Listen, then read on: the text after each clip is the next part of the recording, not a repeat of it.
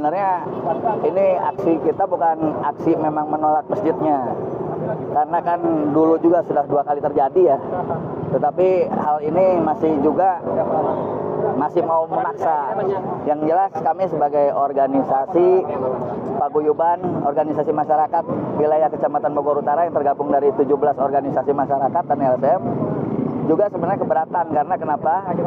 Di sini kita tidak mau di wilayah Bogor Utara ini terjadi konflik antara masyarakat. Yang sudah jelas ini potensi konfliknya akhirnya akan menjadi meluas secara umat. Seharusnya lebih ditanggapi lagi oleh pemerintah dan jajaran, yang mana keputusan itu harus bijak. Jangan sampai mengorbankan yang namanya ketika ada miss di masyarakat itu. Kami hanya menjaga itu sebagai organisasi, menjaga keamanan dan ketenangan di wilayah Bogor Utara ini. Makanya kami sebagai sosial kontrol pun juga sebenarnya menolak lah, karena secara ini berlawan akidah. Seperti itu, Pak.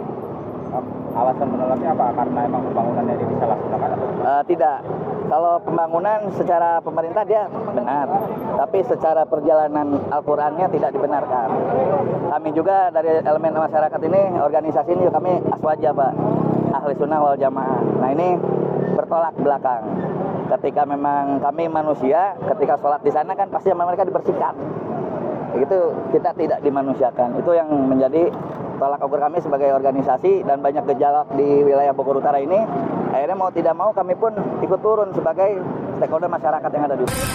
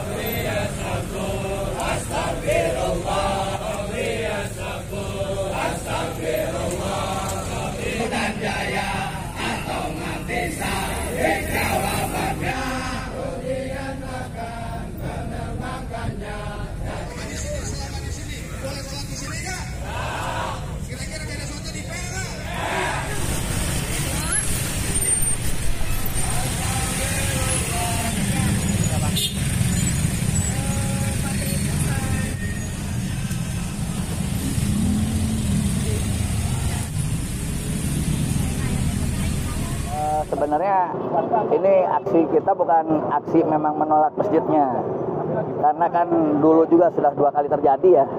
Tetapi hal ini masih mau memaksa.